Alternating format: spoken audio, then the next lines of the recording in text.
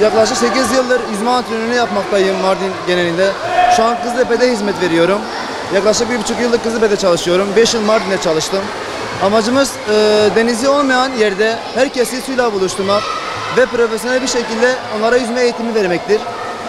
Şu an yaz aylarındayız. Yaz aylarında herkesi suya buluşturmak, boğulma vakalarına karşı yüzmeyi profesyonel bir şekilde eğitmek onlara ve bu şekilde de boğulma vakalarına karşı önlem almaktayız.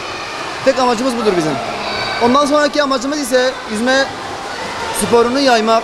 Şu an bilinçli veliler var. Herkes çocuğunu yüzmeye göndermek istiyor ve biz de onlara yardım ediyoruz. Gençlik spora geliyorlar. Önce form dolduruyorlar, kayıt yapıyorlar ve yaklaşık günde 350 kişi, 400 kişiyi havuza alıyoruz. Bunlara profesyonel uzman hocalar eşliğinde ve can kurtaranlarımız eşliğinde yüzme eğitimi veriyoruz. Yetenekli olan sporcuları da lisans çıkarıp yarışmalara hazırlıyoruz. Mesela geçen haftalarda Erzurum'a gittik. Öğrencimiz Türkiye şampiyonu derecesini aldı. Yani bu şekilde de ileri düzeyde de düşünüyoruz çocukları. Yazın malum insanlar seyirlemek istiyor, piknik alanlarına gitmek istiyorlar ve bunlarda önlem almamız lazım. Çocuğunuz yüzmeyi bilmiyorsa eğer havuz kenarından, göl kenarlarından uzak tutmanız lazım. Mesela geçen günlerde Nusaybin'de bir çocuk boğuldu ve çok üzgündük. Yani bu konuda bunu yapacak önlemler şu şekilde. Yani yüzme bilmeyen kişi havuza girmemesi lazım. Çünkü havuz tehlikeli, ölüm tehlikesi olan bir şeydir. Bu yüzden diyoruz ki çocuklarınızı yüzmeye getirin. Yüzmeyi bilmeden hiçbir zaman göl kenarına veya denize hiçbir zaman girmesinler. Havuza girmesinler.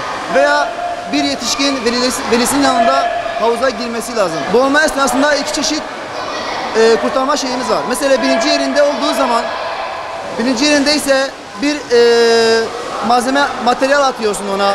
İşte bu bir top olabilir, bir ip olabilir, bir makarna olabilir. Herhangi bir uvuzla çekiyorsun onu. Birinci yerinde değilse atlıyoruz suya, onu sudan çıkarıyoruz, boynundan tutuyoruz 1 metre uzaklıkta. Ya ayak çırpıyoruz, sırt üstü ayak ya da kurbağa ayakla onu kenara çıkarıyoruz. Eğer kazazede birinci yerindeyse ilk yardım müdahalesi yani bilen birisi, ilk yardım almış birisi yapması lazım bunu. Birinci yerinde değilse mesela 5-6 kişi toplanmış. Örneğin sen kırmızı tişörtlü çocuk ambulansı ara, 112 ara dersin. Ve 112 aradıktan sonra onu yatay yan şekilde kolların altına ilk yardım pozisyonuna alıp bekliyorsun. Hiçbir zaman müdahale edilmiyorsunuz. Çünkü ilk yardım ve can kurtarma bir komplekstir. İkisi bir aradadır. Birisini bilemezsen diğerini yapamazsın. Bunlar birleşiktir. Bunları bilmemiz lazım. Eğer bilmeyen birisi yanlış bir müdahale yaptığı zaman belki kazazede yaşıyordur. Birinci yerindedir. Yanlış bir hareketle Allah korusun kötü şeyler sonuçta da olabilir yani. Bu yüzden bize düşen görev biz yüzme antrenörü olarak velilerimize de bir uyarıda bulunmak istiyoruz. Lütfen çocuklarınızı küçük yaşlarda yüzmeye gönderin. Çünkü yüzme sallallahu aleyhi ve sellem peygamberimizin bir sünnetidir yani. Bu bir sünnettir. Herkesin yüzmesi lazım. Yani bu konuda herkesi uyarıyoruz. Şu an devletimiz bize güzel imkanlar yapmış, güzel havuzlar yapmış ve yapmaya devam ediyor. Bizim elimizden gelen her şeyi en iyi şekilde yapmaya, değerlendirmeye çalışıyoruz. Biz yüzme antrenörü olarak herkesi davet ediyoruz buraya. Gençlik spor yüzme formlarını doldurup ve onları tek tek arayıp havuza alıyoruz. Şu an gördüğünüz gibi bu çocuklar yazın hem yüzmeyi öğreniyorlar, hem eğleniyorlar, hem serinliyorlar. Bu üç imkanı biz onlara sağladık yani.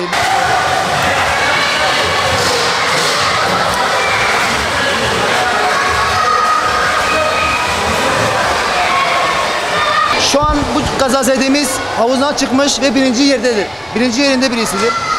İlk başta yapacağımız şey onu koma pozisyonuna almak ve ilk yardımı beklemek. Mesela ilk yardım sen kırmızı tişörtlü 112'yi ara ve bu şekilde çocuğu bekletmek lazım. Şu şekilde koma pozisyonu. Ayağı burada, elleri uzak. Şu el başının arkasında yatıyor. Bu şekilde bekliyor. Bu şekilde ilk yardım ekibini bekliyoruz. İlk yardım ekibi gelene kadar müdahale etmiyoruz. Şu an birinci yerindedir bu. Birinci olmadığında zaten müdahale etmiyoruz. Eğer ilk yardım eğitimi almışsak kalp masajı yapacağız. Mesela 30 kalp masajı saniye. Sonra 3 tane nefes, 30 kalp, 3 tane nefes, bunları yapmamız lazım. Ondan sonra kalbi çalışana kadar ilk yardım, tabii bunu yapan da ilk yardım eğitimi almış olması birisi lazım. İlk yardım ekibi gelene kadar bunu yaşatmaya devam ediyoruz. Kalbi nabza attığı zaman, o zaman tekrar koma pozisyonuna alıp ilk yardım ekibini bekliyoruz.